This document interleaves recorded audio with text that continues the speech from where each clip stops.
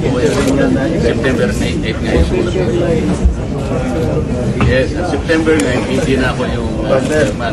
Even assuming that he was still chairman, wala ka na violate eh. Hindi nga. May nag-intervene nga na Ang sinasabi ko lang, halimbawa, kung hindi na ako, ikaw na kinusulta ka ba? Yun ang gusto ko lang. Hindi yung speaker, mas gusto ko kung ikaw ang kinusulta. Ako mo. Hindi kasi ako yung... Ang contempt stance, hindi naman kasama yung may nag-intervene lang. Hindi na yung contempt ang pinag-usapan. Yung pag-post din dito kasi gusto natin dito siya. Ngayon, hinirap siya. Pumayag naman tayo. Pero ang kanyang position na binigay, isoli nyo immediately. That was before the intervening event. Wala pa yung request. September 8 yung ano eh. September 8 ang sulat. Kaya nga, pero yung condition mo September 8. Kaya nga,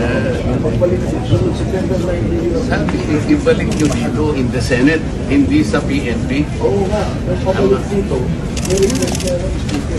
Pero kinonsulta nga, halimbawa, ikaw na nga nun bro, kinonsulta ba, chairman ng Blue Ribbon? Yun lang naman. Oo, hindi nga. Ang kinonsulta kasi yung speaker eh. Dapat kinukonsulta ako, walang kinukonsulta. hindi nga nag-request nga si speaker. Kasi masabi mo kasi speaker. Kaya nga. Hindi mo, dapat naman lang sana may konsulta. Chairman ng Blue Ribbon na. Yan ang sinasabi. Naintindihan ko yun. Pero yung consultation is important because yung Senate custody nandito. At yun ang condition na binigay ninyo. But that was the condition that you gave. Senate. Condition. Pero nung ibinapalit sa Legal and physical. Yun naman ang tama eh. Sabi ko hindi na kailangan ng motion dahil sa sulat mo, ibabalik natin immediately. Immediately. Decision ako lang, babalik dito, pinahiya ako yung paano po tayo may kailangan nila? Kung gusto mo, Kung paano tayo mga kailangan sa kanila. As far as we are concerned, kung ano yung... Si JP Mendoza, kukunin natin eh. Si JP Mendoza, nasa motion, hiramin natin. Pero hindi natin siguro kukunin ang cost sa kanila din. Hindi natin kukunin.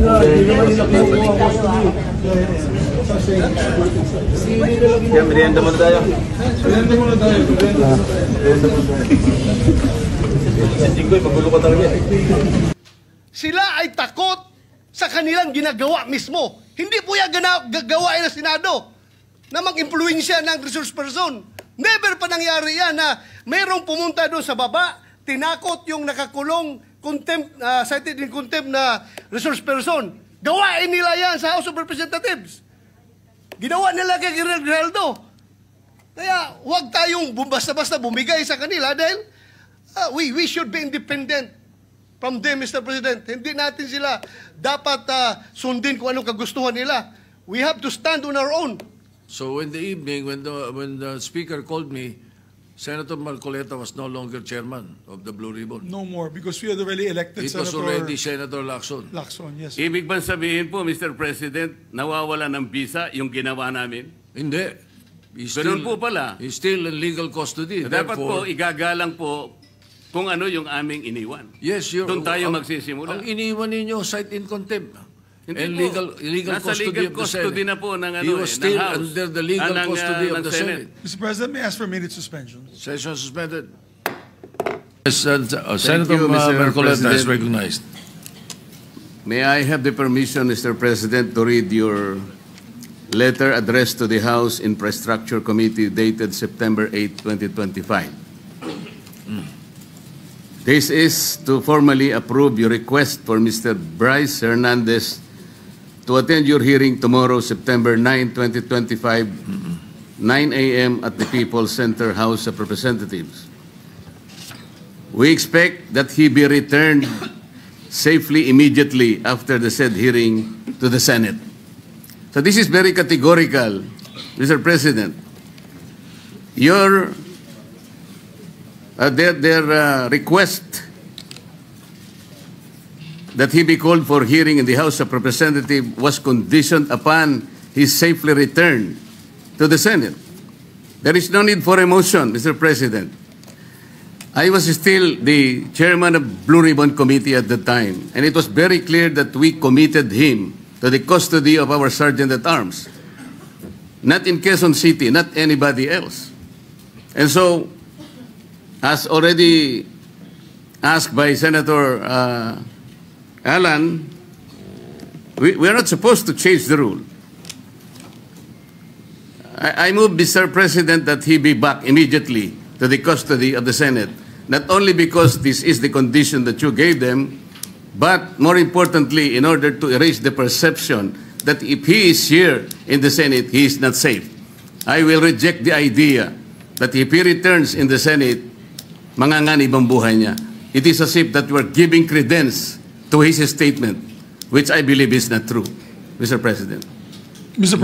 Majority Leader. Yes, Mr. President, with due respect to our colleague, Senator Marcoleta, there was an intervention. Actually, he was supposed to come back to the Senate, but the Speaker of the House had intervened and asked if he can be kept in the House, which you did not agree. And Yes. you said that we will put him in the PNP Custodial Center under the custody still of OSA and the Senate. Legal custody of the Yes. Senate. So Still. when he wrote the letter, Your Honor, wala pang intervention. So walang kasalanan dyan si Senate President. He was going to bring him in, but we are not bending any rule. But because the Senate President already has said the rule. Mr. which President, allows the us- request of the Speaker of the House of Representatives is inconsequential here. Legal or otherwise, the custody must be here.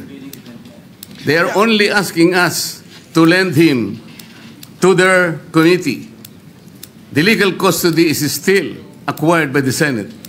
And then the committee was the one who ordered him to be legally detained in the custody of the Senate. The committee was the one who did that, not the Speaker of the House of Representatives. He could request that, but we are sorry to deny that Maybe, because Mr. the legal President, custody, Mr. President, yeah. legal or physical, is still with the Senate.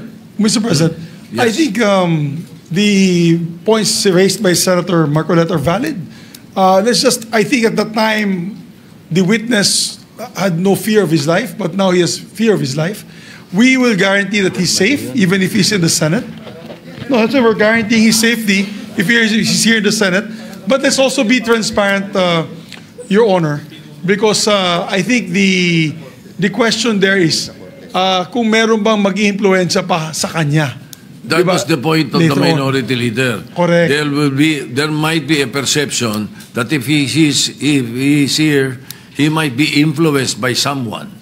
That is also Correct, Mr. President. the minority leader made mention of that. And that's why I believe the Senate President made that decision to keep him in a neutral area, which is the PNP Custodial Center. But then again, Mr. President, we're a deliberative body. If the body would wish him back here to the Senate, then we can discuss it further. Mr. President, just a quick intervention. Go ahead, Senator Lacson. I would like to echo the earlier manifestation of the Majority Leader.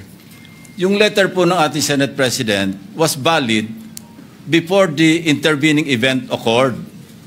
So we cannot invoke the letter of the Senate President kasi wala pa yung intervening event na mayroong request from the Speaker of the House. And the Senate President, using his own wisdom, granted the request, but we have not given the legal custody of Bryce Hernandez to the House. We still maintain or retain the legal custody over his person. And as I mentioned earlier, kung kailangan siya ng House, they will have to seek permission from the Senate President. Again, yes, they are not in Thank you, custody. Mr. President. Yes, Mr. Senator De La Rosa, President. yes, go ahead. Thank you, Mr. President. Mr. President, You know, Let Senator De La Rosa speak first. Go ahead. we have a very sad experience, Mr. President.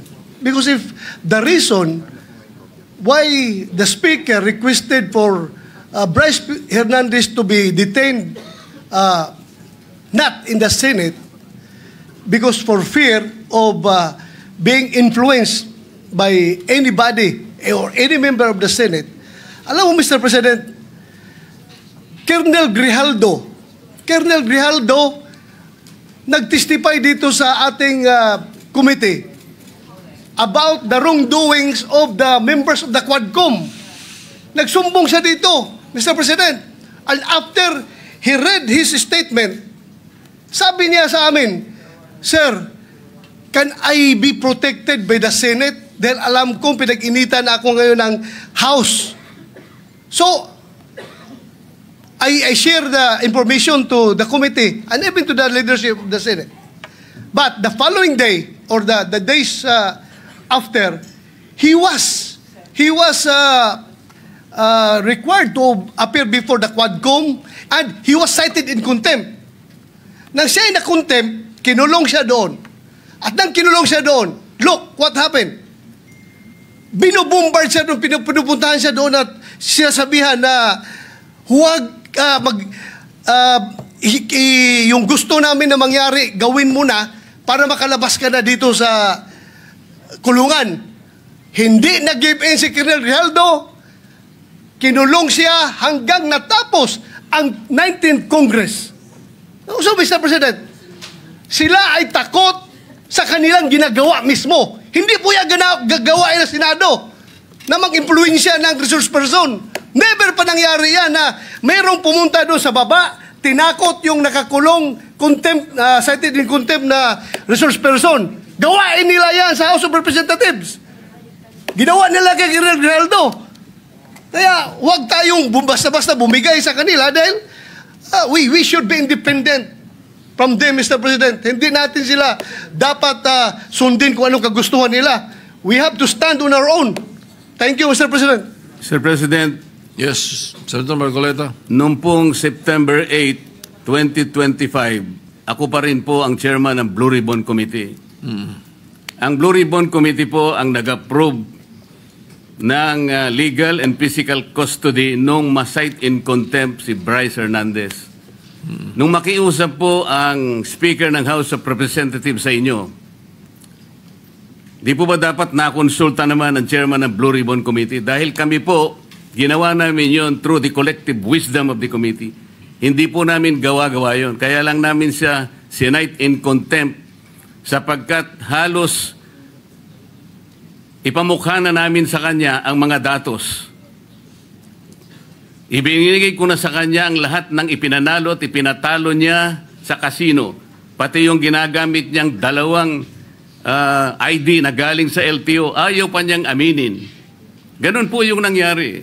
Gusto lamang namin siyang turuan ng leksyon para sa ganun kahit papano baka maisip niya na dapat sana mapahiya na siya sa sarili niya kung meron pa siyang kahihiyan. Dapat naman sana nung siya'y mag-request ngayon sa House of Representatives, hindi po sa kanya dapat manggaling ang request kung saan siya magko-custody. Ang custody po yung natapos na.